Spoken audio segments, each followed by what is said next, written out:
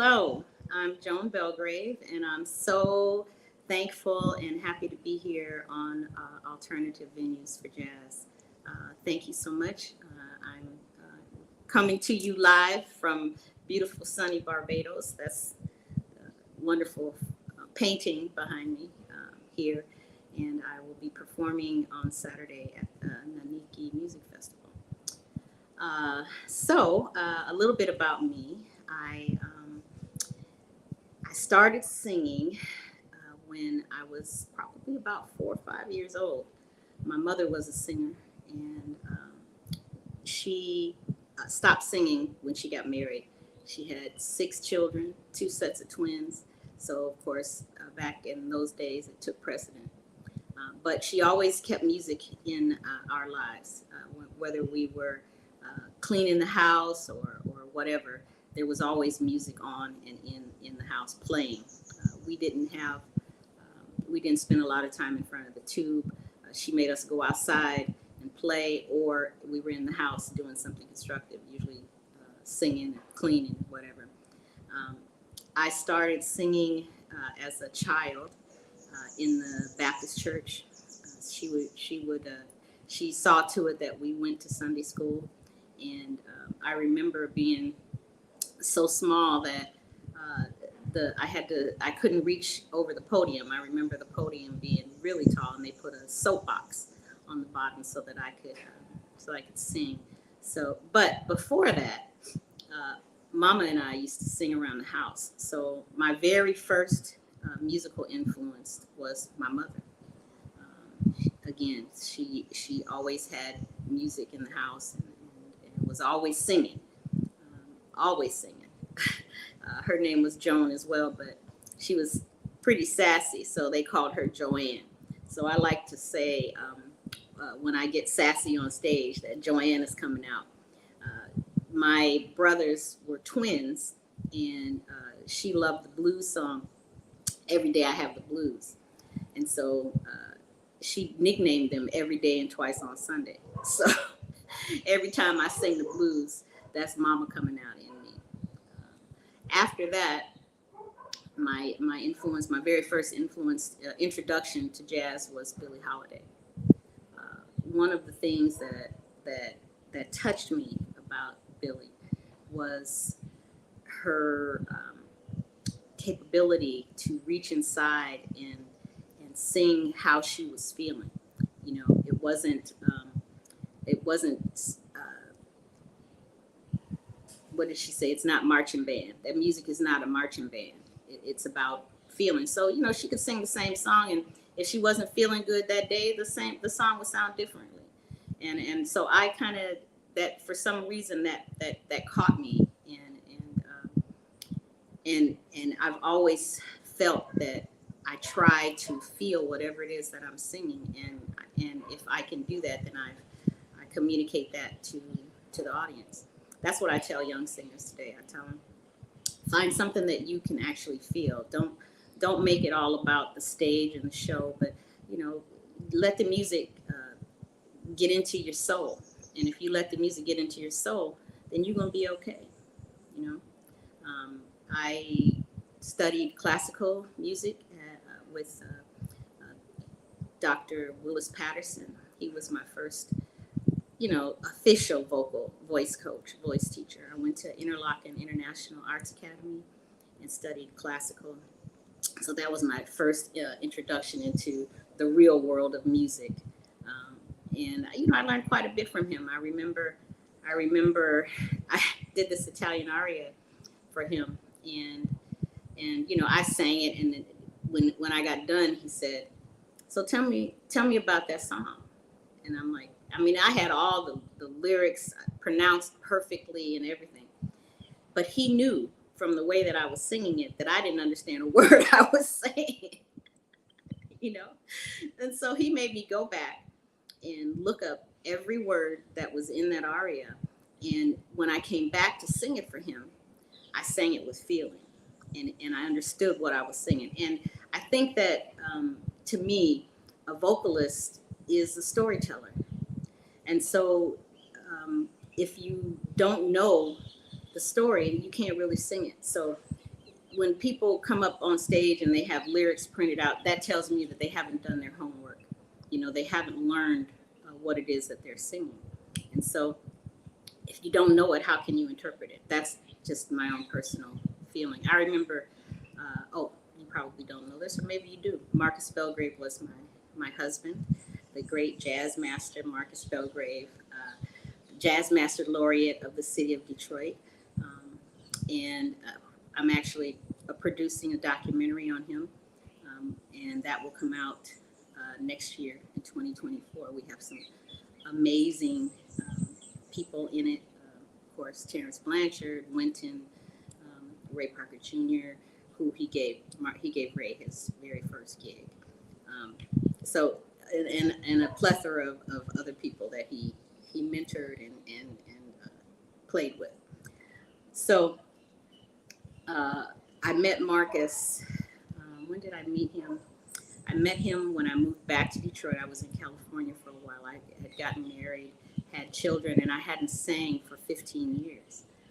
And because I decided that I was going to raise my children myself. I made the choice that if I was going to have children, that I didn't want someone else raising them. So, and I didn't want to have to take them on the road and all of that. So I didn't sing, not even in church. And I remember I came back to Michigan, and my father died, and my mother asked me to sing at his funeral, and I did. And I felt like an epiphany. It was almost as if I was watching myself sing, you know. And then it felt like my father was saying, "What's wrong with you? You know, you moved to California so that you could sing. Why aren't you singing?" So when I got back to California, it was almost like a waterfall had opened up, and I couldn't not sing. You know, it's like, so I went and I first thing I did was join a church. Well, I mean, I was already a part of the church, but I joined the church choir. And the choir director, it was hilarious. He said, "You've been sitting out there for all these years, and you can sing like that, and you didn't come up and sing in the choir." He said, "God gonna be mad at you." But so I started putting the band together, and I released. I started working on a recording. Well, that caused my marriage to break up because I hadn't been singing for all those years, and my first husband, didn't really know how to take it. And I think that women in the business, we find that a lot. We find that sometimes it's hard to find someone who understands what you're doing. The entertainment industry is hard, no doubt. Well, I guess any industry is hard, but being on stage, having people, come up to you and up at you, you have to have somebody in your corner who is, sure of themselves and sure of you, So with the breakup of my marriage, my children were in high school, and I had given them what I thought was a solid foundation, and that's why I decided to go back to sing. So after my last son graduated from high school, I moved back to Michigan, and I had produced 2 CDs. So during that time, I wanted to not only just be a vocalist, because I had been in the business world for many, many years, but I hadn't been in the music business for many years. So I wanted to learn about the business. So I managed a recording studio, a pretty big recording studio, one that Tony Bennett came to record in. So it was a wonderful recording studio. And I worked at a CD replication house because I wanted to know how CDs were made. At the recording studio, we had like a one-stop shop where people could come in and get the studio. We had a video recording portion. And at the time we even did a cassette replication. So they could come to us and they could get their project recorded. They could get their CDs pressed, and I handled all of that. So I knew the CD replication houses, and they recruited me from the from the recording studio to go work for them at the CD Replication House. So that was the next part of my musical education. So I got to see what a clean room looked like, and all of that packaging, all of that. So by the time I had come back to Michigan, I was before that, or during that time, I also met African Jamal Davis from KKUP, and Pete Fallico from KCSM in San Mateo, out in California, and African Jamal Davis and Dr. Doug Edwards from KPFA, the radio station in Oakland. And they allowed me to be mentored. They allowed me to be mentored in production, because they used to do live concerts that they would have aired live on the radio. So I was able to go into the radio station. I was able to do live radio broadcasts. I was able to see how the production went, and how to make it sound good, how to take care of the artists, all of that. And so I had a wonderful education in the business. So when I came back to Michigan, I was producing live shows, and I had Pete Fallico is the B3 promoter, so he introduced me to so many B3. Dr. Lonnie Smith was my good buddy, and Joey DeFrancesco, just all of those guys. So when I came back to Michigan, I was producing shows. I produced a B3 summit that I did with Dr. Lonnie Smith, and I brought Tony Monaco in from Ohio. So I went down to Burt's Marketplace in Detroit to promote the show, to get folks to come out and promote the show. And they have a jam session that's been going on for, I think, about 20 years now, maybe more, run by Bill Meyer. So I went down there and I jumped up and I sang on the jam session. And I had 2 CDs with me that I had already produced back in California. One of them was called Variations. The other one was a tribute. My first CD was a tribute to Billie Holiday. And the second one was called Variations. So I had those CDs, and I went to Burt's and I sang, and and afterwards this guy comes up to me and he goes, "Who are you?" I'm like, "Okay." Told him who I was, and he says, "Well, where are you from?" And I said, "I'm from here." And he says, "No, I know all the singers, and I would have known you." That was Marcus Belgrave. And I'm like, "Okay, who is this guy?" So that night he bought 2 each of my CDs from me, which I thought was pretty cool.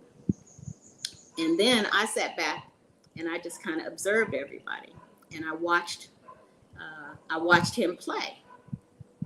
And I thought, because he had a way of, and people who know him know this is true. I didn't know at the time because I had no idea who he was. But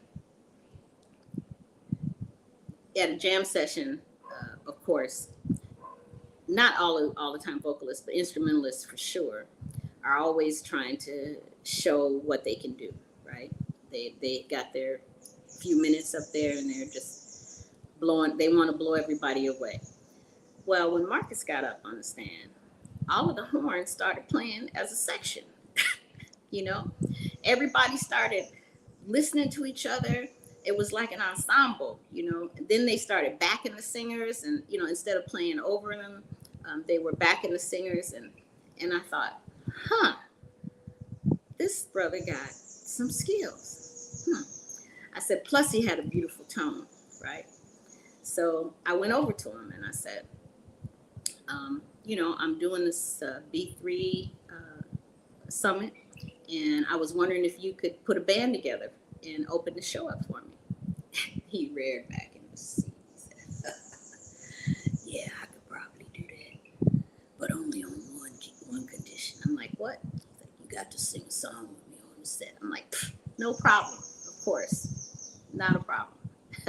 So that was my introduction to the great Marcus Belgrave. So I hired him, paid him very well. I did one song. It was a Ray Charles song on the show that he opened up for me. And I thought it was really interesting because I was the producer, the promoter of the show. And at the end of the show, he tried to, now I paid him, right? And then he tried to pay me for singing. He tried to give me a check. I'm like, no, I'm good. That's, you go ahead and keep that. So, I came to the table with quite a bit of skills, I guess. And I've always believed that whatever that you're going to do, you should do it well. So he and I told him, I said, hey, we can work together. But I was just coming off of a divorce that I'd been married for 16 years, and I was feeling pretty hurt about that. So I wasn't really interested. I said that I would never let someone come between me and the music again, because music has always been there. I mean, I never stopped singing.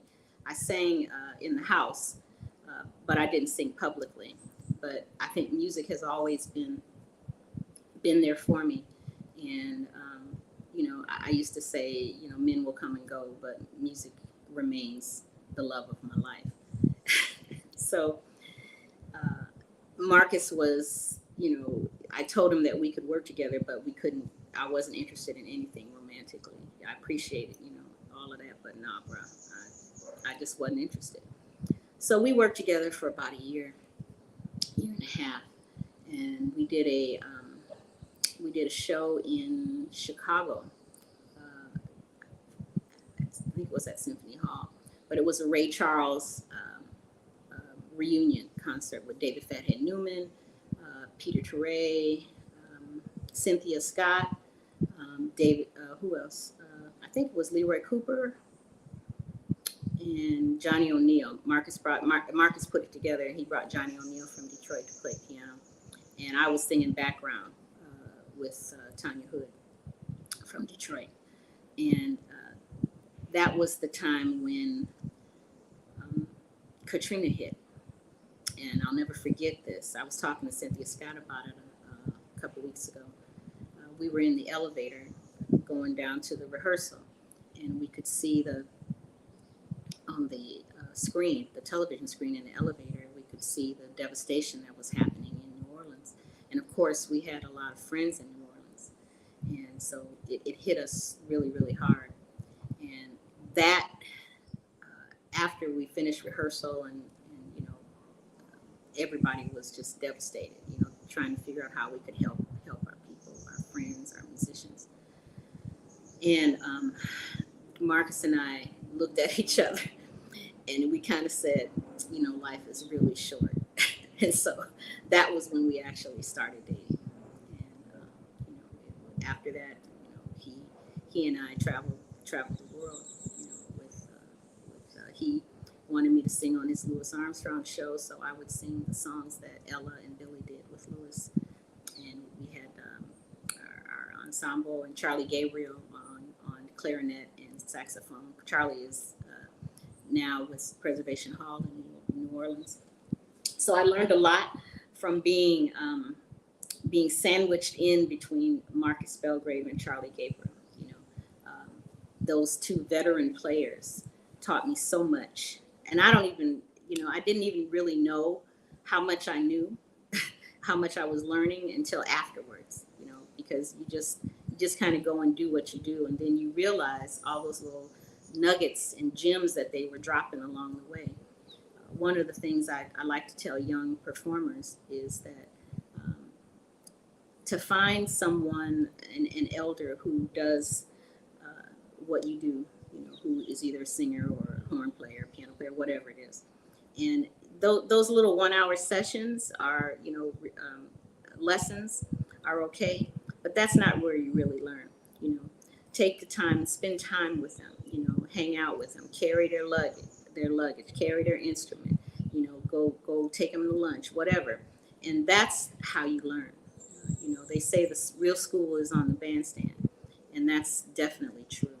I think that all of my um, all of my jewels and all of my lessons that I've learned over the years from being just blessed to be around so many wonderful people have made me so thankful.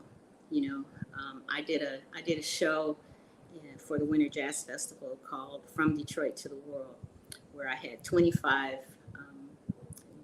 Detroiters on the stage. It was a 4-hour show.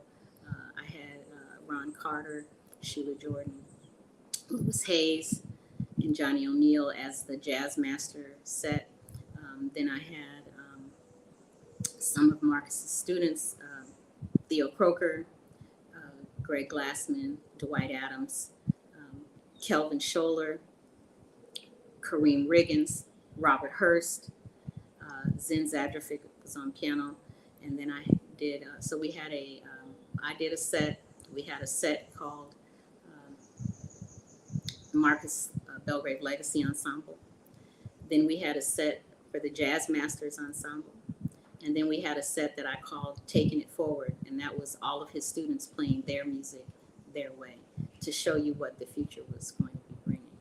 And that was at La Façon Rouge in New York, and sold out. It was a wonderful show. And I think I pulled from all of my production experiences to do that type of thing. So I'm a producer, I'm a singer, I'm a songwriter, I'm a child of God. And I think that along in life, you take along all of the nuggets that are dropped for you, and you just pick them up and keep storing those nuggets, and eventually you'll be able to use them. I was just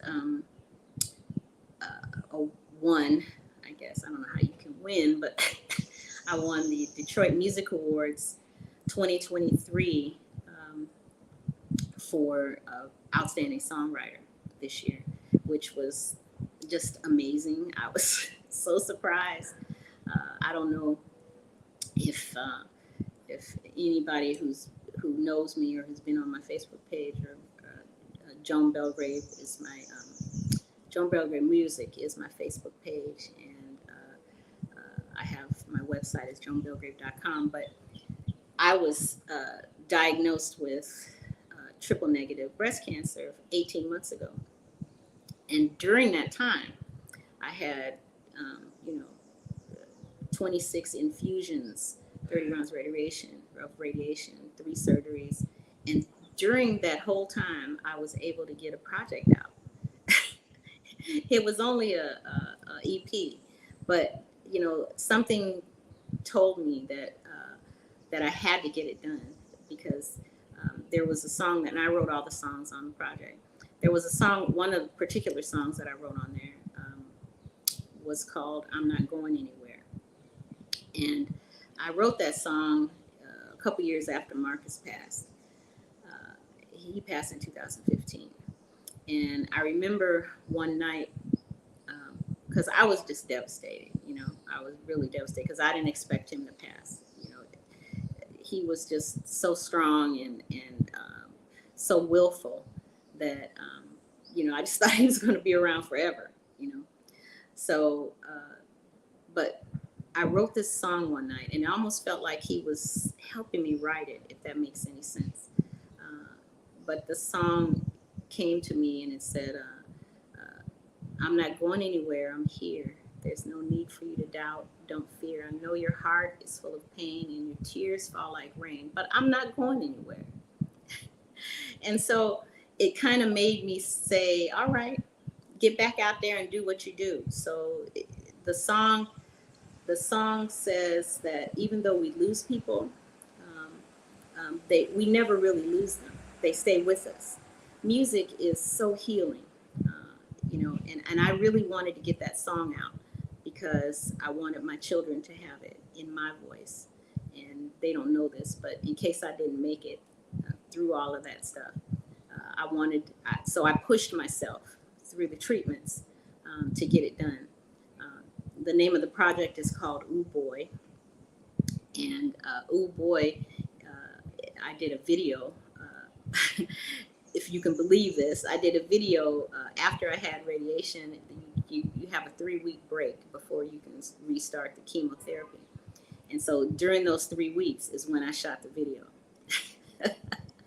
And that's the song that won the 2023 Detroit Music Awards. I mean, I'm just, and I just, every day I thank God, because it's nothing but God that that put me in those positions and kept me going. And had the music in my life, so that I had that to lean on. Of course, my family and friends, were amazing. But here I am in Barbados, and I'm going to be doing this song on Saturday. And one of the caveats to that is that Marcus's family his father was born here in Barbados. And so on a couple of the occasions when we came to Barbados, I decided to set up a cultural exchange between Detroit and Barbados.